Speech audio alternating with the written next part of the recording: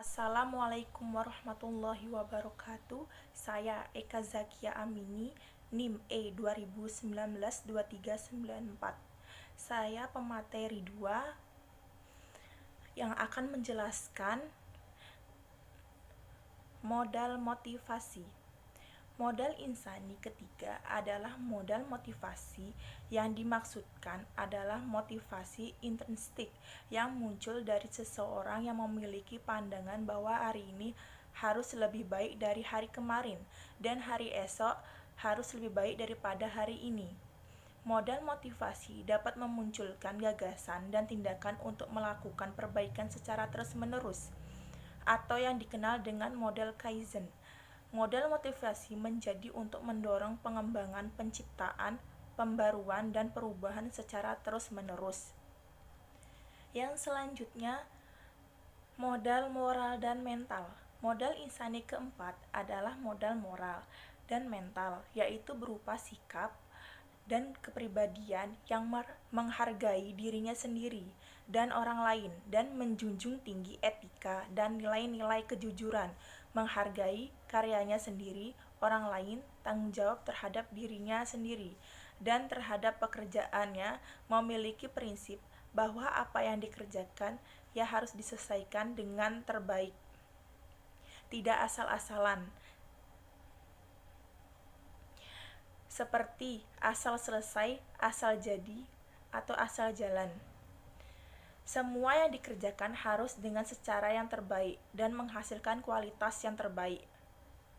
Orang yang bertanggung jawab pasti tekun karena apa yang dikerjakannya pasti bermakna bagi dirinya dan orang lain. Salah satu modal mental yang terpenting adalah modal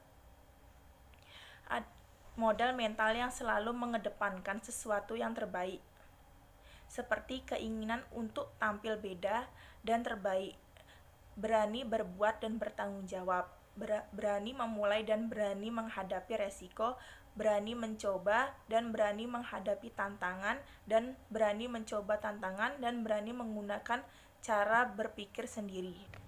Baik, yang selanjutnya yaitu modal spiritual. Modal spiritual adalah modal keyakinan, yaitu keyakinan bahwa segala sesuatu sebenarnya sudah diciptakan oleh Tuhan yang Maha Kuasa.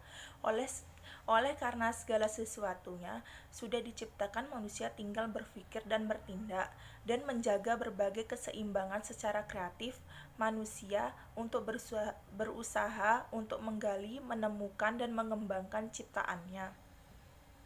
Kunci utamanya berada pada kemauan dan kemampuan manusia itu sendiri untuk menggali dan mengekspresikan dalam ajaran Islam. Al-Quran dikemukakan Allah telah menciptakan langit dan bumi serta segala isinya untuk kelangsungan hidup makhluknya.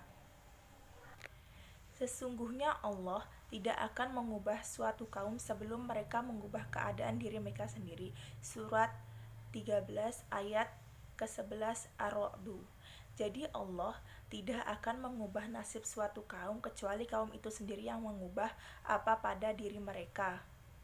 Untuk mengubah nasibnya, manusia telah diberi kelengkapan akal dan pikiran, yaitu untuk menggali, menemukan, dan mengembangkan sesuatu yang diciptakan Tuhan yang Maha Esa. Selanjutnya, model-model penciptaan nilai tambah dalam ekonomi kreatif. Model penciptaan nilai dengan cara kreasi dan gagasan.